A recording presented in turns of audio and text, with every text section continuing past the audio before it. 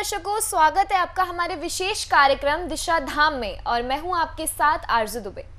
दर्शकों, दिशा धाम एकमात्र ऐसा कार्यक्रम जिसके साथ जुड़कर आप अपने कदम अध्यात्म की ओर बढ़ा सकते हैं। इन सभी तमाम सवालों के जवाब देने के लिए हमारे साथ स्टूडियो में बेहद ही खास मेहमान मौजूद हैं। तो आइए मिलकर स्वागत करते हैं गुरु माँ तपेश्वरी नंदा जी का। गुरु माँ नमस्कार, बहुत बहुत स्वागत है आपका। तो चलिए शुरुआत करते हैं अपने कार्यक्रम की कुछ प्रश्नों के साथ। गुरु माँ, मेरा सवाल आपसे है कि कुछ लोग ऐसे होते हैं जिनका मन मस्तिष्क एकाग्रता की ओर नहीं होता है, वो मेडिटेशन में ध्यान नहीं लगा पाते हैं। अपने जीवन में इधर उधर उलझन के कारण वो अपने मन मस्तिष्क को एकाग्रता की ओर नहीं स्थित कर पाते हैं। तो कैसे हम अपने मन मस्तिष्क को एकाग्रता की ओर बढ़ा सकते हैं? देखिए, मन मस्तिष्क यानी मन होता है हमारा, जो हम मन की ज़्यादा से ज़्यादा सुनते हैं जी। और मन की सुन के ही हम मस्तिष्क को जो है अनबैलेंस कर लेते हैं। जब तक हम मन की सुनते रहेंगे हम मस्तिष्क को बैलेंस नहीं करेंगे। अब सबसे पहले हमें मन को कंट्रोल करना है ताकि हम मस्तिष्क को जो है एकाग्र कर पाएँ। एकाग्र करने के लिए, मन को कंट्रोल करने के लिए हमें सबसे पहले ध्यान आवश्यक है।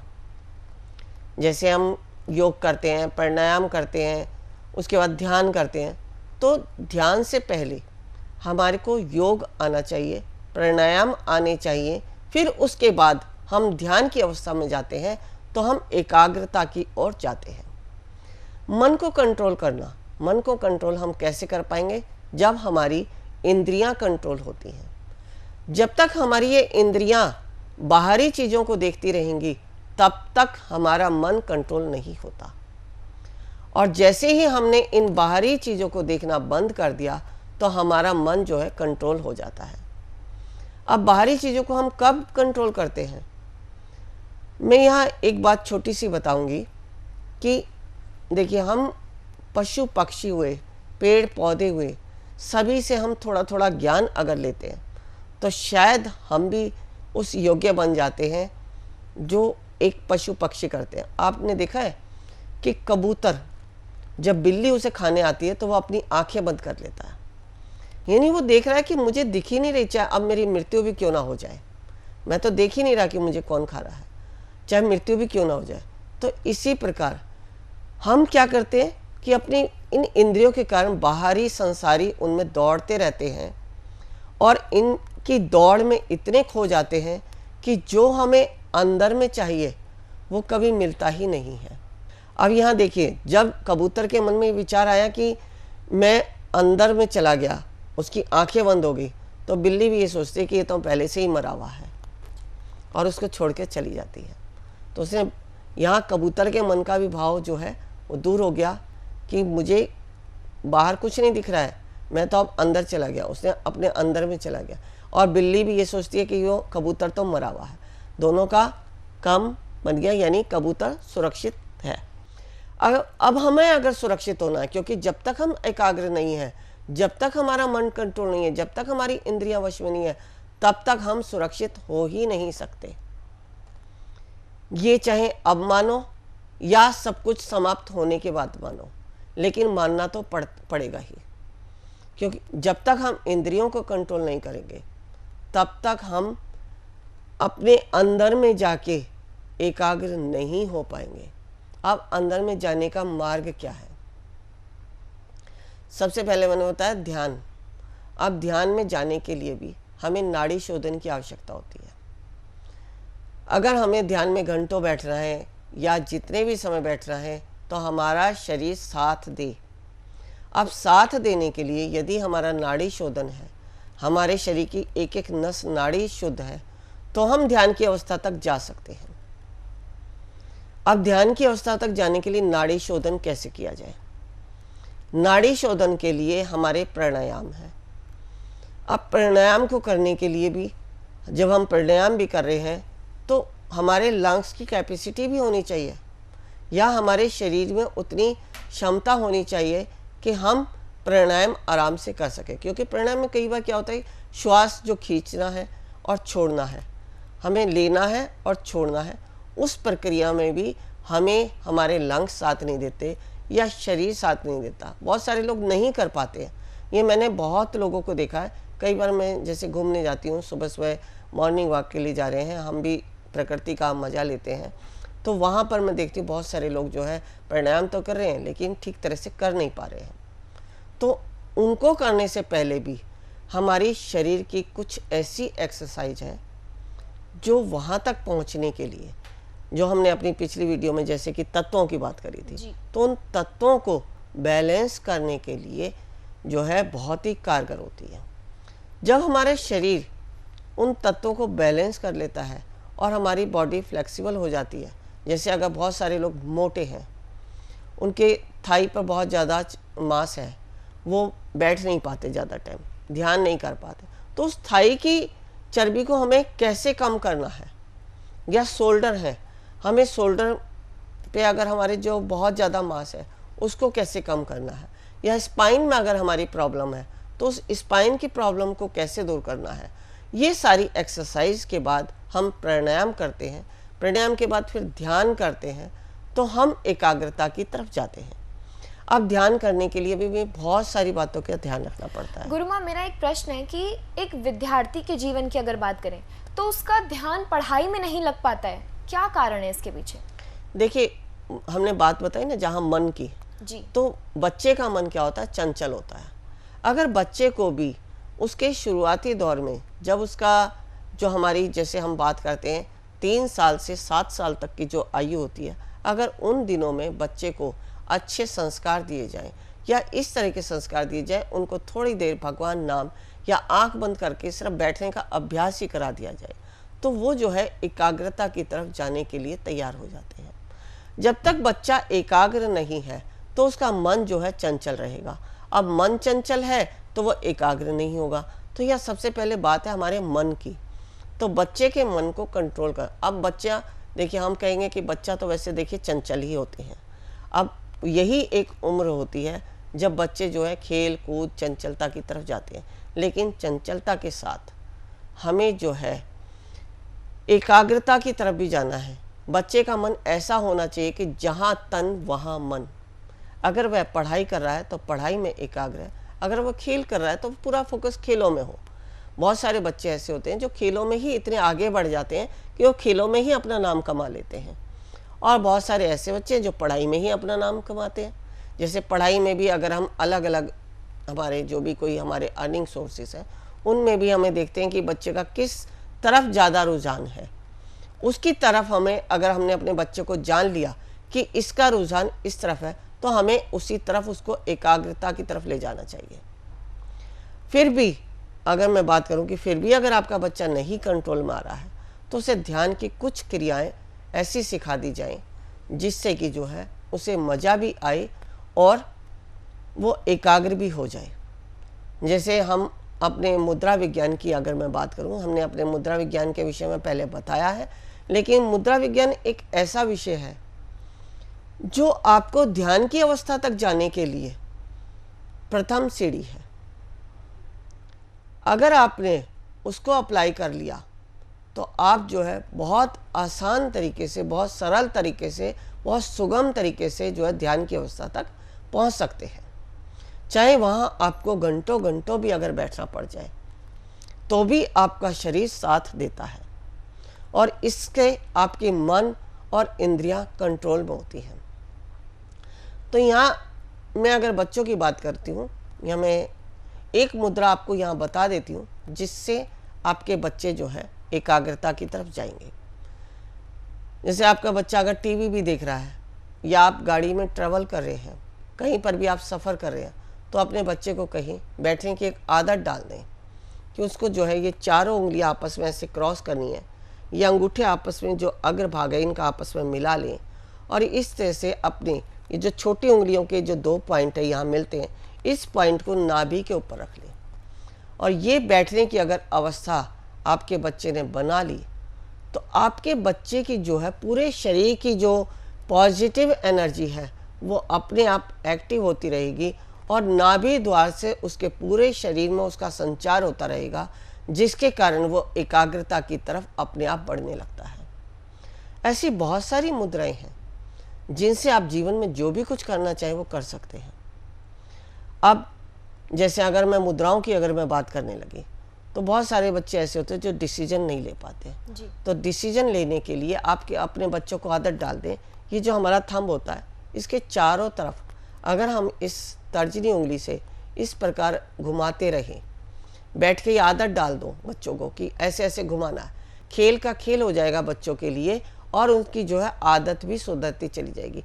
इससे क्या होता है कि अपने आप ब्रेन काम करने लगता है और वह एकाग्र होके डिसीजन लेने में सक्षम हो जाते हैं।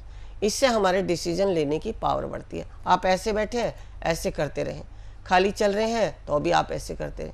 मतलब एक हैबिट डाल दो बच्चों को खेल खेल में, क्योंकि बच्चे जो है वैसे अगर आप कुछ सिखाएंगे तो नहीं सीखेंगे, लेकिन उनको अगर कोई खेल दे दें, आजकल तो अगर बच्चों को कुछ खिलाना भी होता है तो बहुत सारे ऐसी ऐसी अट्रैक्टिव चीज़ें बना के दी जाती हैं कि बच्चा उन अट्रैक्टिव चीज़ों के कारण ही खा पाता है।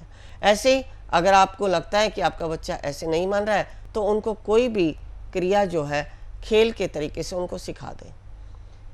अभी अगर हम माइंड की बात करते हैं तो हमारा जो क्यूब होता है उससे भी हम बच्चों को बहुत कुछ सिखाते हैं, जिनमें हमारे कॉलम बने होते हैं उनको घुमा घुमा के बहुत सारी ऐसी चीज़ें आ रही हैं जिनको हम खेल देते हैं। तो ऐसे खेलों की बजाय अगर हम अपनी बॉडी पे ही वर्क करते हैं तो भी हमारा जो है शरीर या हमारा ब्रेन काम करता है वो सब करने के लिए जो हमें जीवन में ज़रूरी है और जिस अवस्था के लिए।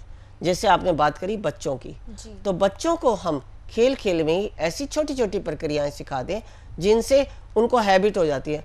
अभी आपने देखा होगा कि जैसे बाबा रामदेव जी ने ये नाखून घिसने की आदत डाल दी थी सभी को कि ऐसे करने से जो है बाल बड़े होते हैं।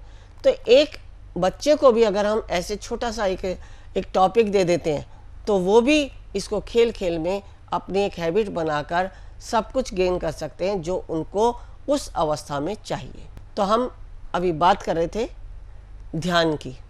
गुरु माँ, कुछ बच्चे होते हैं जो डिप्रेशन का शिकार हो जाते हैं जी। मेडिटेशन करने के बाद भी वो अपना ध्यान एक स्थिर नहीं कर पाते हैं, तो क्या कारण है इसके पीछे? देखिए, डिप्रेशन का पहले तो हमें कारण देखना है कि डिप्रेशन में बच्चा जाता क्यों है। जी। कुछ बच्चे होते हैं जो उनकी इच्छाएं बहुत होती हैं लेकिन वहाँ कहीं ना कहीं पेरेंट्स की कमी होती है। डिप्रेशन में ना जाए इसके लिए हमें क्या करना है कि जो बच्चे को पहले आप समझो कि उसकी अवस्था क्या है, वो चाहता क्या है। जब उसकी फीलिंग्स को आप समझकर उसको मार्गदर्शन करेंगे तो डिप्रेशन से बाहर आ जाएगा। अब डिप्रेशन से बाहर आने के लिए आप इतनी कोशिश करने के बाद भी नहीं आ पा रहा है तो आप उसको ध्यान की अवस्था में बैठाएं। जैसे मैंने बताया कि ये एक जो मुद्रा मैंने अभी बताई है ये आंतरिक शांति देती है, ये बच्चे की स्मरण शक्ति को तीव्र करती है। जो बच्चे जीवन में करना तो बहुत कुछ चाहते हैं लेकिन कर नहीं पाते, वो कार्य करने की क्षमता इसके द्वारा आती है। यानी हमारी मुद्राएं जो है ना बहुत ही कारगर हैं। हमारा सिटिंग पोस्चर हुआ या हम जो भी कुछ कर रहे हैं सब कुछ तो इस शरीर में ही है, इस शरीर से ही हमें सब कुछ करना है। हमारे शरीर में अगर हम किसी पॉइंट को दबाते हैं, अगर कहीं पर कोई तकलीफ होती है तो वो तकलीफ ठीक होती है। जब हमारे शरीर की तकलीफ ठीक हो सकती है तो क्या हमारे शरीर में नई ऊर्जा नहीं उत्पन्न हो सकती? तो जो ऊर्जा होती है वही हमें एकाग्रता की तरफ ले जाती है। अब हमें देखना यह है कि हमें अपनी आंतरिक शक्तियों को जागृत करने के लिए किस प्रकार का ध्यान करना है। अब ध्यान में भी बहुत सारी अवस्थाएं होती हैं। आप ध्यान किस पर्पस से कर रहे हैं? एक तो होता है असीम शांति पाने के लिए, एक होता है आपके अंदर कुसंगतियां की तरफ आप जा रहे हैं, उस कुसंगतियों से बचने के लिए आप ध्यान कर रहे हैं। कहते हैं ना कि जब हम कुसंगति की तरफ चले जाते हैं तो हम उनसे कैसे बचें। तो ध्यान जो है हमें बहुत सारी ऐसी अवस्थाओं से बाहर लाता है जो हम जीवन में ना चाहते हुए भी करते हैं। जैसे कुसंगति, कोई नहीं चाहेगा कि हम कुसंगति की तरफ जाएं, लेकिन हमारे जो ग्रह नक्षत्र हैं या हमारा जो आसपास का वातावरण है, देखिए सब कुछ, पहले मैं एक बात बता दूं, जो भी कुछ घटता है वो ग्रह नक्षत्रों के कारण घटता है। ग्रहों की अवस्था ही ऐसी होती है जो हमें इस स्थिति तक पहुंचाती है कि हमें कब क्या करना है। अगर हमने ग्रहों की स्थिति का सामना करना है तो हम ध्यान की अवस्था में बैठ जाएं। जैसे अगर कबूतर आंख बंद करके बैठ जाता है तो उसके आने वाली समस्या का हल हो जाता है कि बिल्ली उसे छोड़कर चली जाती है। तो हम भी अगर इन ग्रहों की स्थिति से बचना चाहते हैं तो ध्यान की अवस्था में बैठ जाए। अगर हमने आंतरिक शक्ति को जागृत कर लिया ध्यान की अवस्था को समझते हुए, तो हम हर प्रकार की समस्याओं से बाहर निकल सकते हैं। मेरे पास एक शिष्य का फ़ोन आया कि गुरुमा, मैंने जो है एस्ट्रोलॉजी के अनुसार, लाल किताब के अनुसार बहुत सारे उपाय करे। देखिए, यहाँ मैं किसी चीज़ को ये नहीं कह रही हूँ वो गलत है। हाँ, उस व्यक्ति के लिए शायद वो चीज़ नहीं काम की होगी जिसने मुझसे बात की। कहा कि मुझे लाल किताब के अनुसार मैंने कई साल जो है बहुत सारे उपाय किए, लेकिन मुझे कोई भी हल नहीं मिला। मैं दिन पर दिन जो है और उलझता जा रहा था। जैसा मैंने अपनी पिछली वीडियो में बताया था कि आप बहुत सारे उपाय पूछते हैं, कभी किसी के पास जाते हैं, कभी किसी के पास जाते हैं, आप सब तरह के उपाय करते करते एक दिन हार जाते हैं, फिर आपका विश्वास उस थेरेपी से या उस उपाय से हट जाता है। तो यहाँ जो है वो व्यक्ति उपाय करता करता थक गया, तो फिर उसके किसी रिश्तेदार ने कहा, छोड़ तो ये सारे उपाय, तो ध्यान की अवस्था में बैठ जा। वो बताता है कि गुरुमा, मैंने जो है 2 साल लगातार ध्यान किया और उस ध्यान से जो मुझे शांति तो मिल रही थी, लेकिन उस ध्यान में जैसे ही मैंने आपके लामा फेरा के विषय में सुना, मैं बहुत सारी थेरेपियाँ मैं देख रहा हूँ, बहुत सारे एस्ट्रोलॉजरों को भी देखता हूँ, लेकिन मेरा ध्यान सिर्फ लामा फेरा की तरफ आकर्षित हुआ। वो इसलिए क्योंकि मैं नेगेटिव एनर्जी से बहुत ज़्यादा जूझ रहा था। उसी के कारण मैं लाल किताब के उपाय करे, उसी के कारण मैंने ध्यान किया। अब ध्यान की अवस्था में जो है मुझे एक मार्ग मिला कि लामा फेरा कर लूँ। तो फिर मैंने उन्हें बताया कि ध्यान की अवस्था में जब आप बैठे तो यूनिवर्स ने आपको गाइड किया कि आप लामा फेरा करें, क्योंकि आपके लिए वही एक मार्ग है। तो जब हम ध्यान में बैठते हैं तो यूनिवर्स हमें गाइड करता है और हम उस यूनिवर्स की बात को मानते हैं, अपने उसको उसी मार्ग पर चलते हैं, तो हमें जो है उस मार्गदर्शन पर चलकर हमारा मार्ग जो है सरल हो जाता है और हम उस रास्ते को सरलता से पार कर जाते हैं। समय का फिर वही अभाव, क्योंकि समय ही तो है जो सब कुछ कराता है और सब कुछ घटवाता है। लेकिन आप चिंता ना करें, हम अपने आगे आने वाली वीडियो में ध्यान के ऊपर फिर से चर्चा करेंगे और आपको एक नया ज्ञान देंगे, जिससे आप ध्यान की अवस्था में अपने उस मार्ग को पा सकते हैं जो आप जीवन में पाना चाहते हैं। जी बिल्कुल, जैसे गुरुमा ने बताया कि कैसे हम अपने मन मस्तिष्क को एकाग्रता की ओर बढ़ा सकते हैं। दर्शकों, अगर आपके पास भी कोई समस्या है, अगर आप उन समस्याओं से निजात पाना चाहते हैं, तो लगातार टीवी स्क्रीन पर नंबर जो फ्लैश हो रहे हैं, आपको कुछ नहीं करना, उस पर कॉल करके जानकारी लेनी है। साथ ही एक वेबसाइट भी फ्लैश हो रही है जिस पर जाकर आपको तमाम जानकारी मिल सकती है। समय का अभाव होता है, विदा है आपसे वक्त लेने का। गुरुमा, बहुत बहुत शुक्रिया हमसे जुड़ने के लिए, धन्यवाद। ऋषिकेश में जो हम शिविर कराने जा रहे हैं, हमारा उद्देश्य कुंडलिनी जागरण। कुंडलिनी जागरण के लिए आवश्यक है ओम को सिद्ध करना, नागपाश खोलना, विचारों से शून्य होना, समर्पण भाव आना, शरीर में बैठने की क्षमता होना, तभी आप प्राप्त कर सकते हैं कुंडलिनी शक्ति को। यदि आप भी चाहते हैं कुंडलिनी शक्ति को पाना, तो अवश्य आएं हमारे इस शिविर में। गुरुमा तपेश्वरी जी बढ़ाए एक कदम अध्यात्म की ओर और पाएं स्वस्थ शरीर, संपन्नता व एकाग्रता। गुरुमा के द्वारा 108 प्रकार की दीक्षाएं प्रदान की जाती हैं, जिन्हें लेकर आप अपने जीवन को सुखों से भर सकते हैं। आप गुरुमा से ध्यान व उपचार पद्धतियां सीख सकते हैं, जैसे मुद्रा विज्ञान, साधना से सिद्धियों की ओर, तत्व ज्ञान, लामा फेरा, तनाव, डिप्रेशन, पागलपन, नजर दोष, टोने टोटके में अत्यंत प्रभावी, योग माया, रोगी को रोग मुक्त करना, हुंकार विद हलीम बौद्धिक, विकास एवं लक्ष्य प्राप्ति हेतु, टिंटी सर्कल, एकाग्रता बढ़ाने के लिए। हमारा पता है गुरुमा Tapeshwari ji Ashram, Dishadham, near Delhi Singhu border, pin code 131028।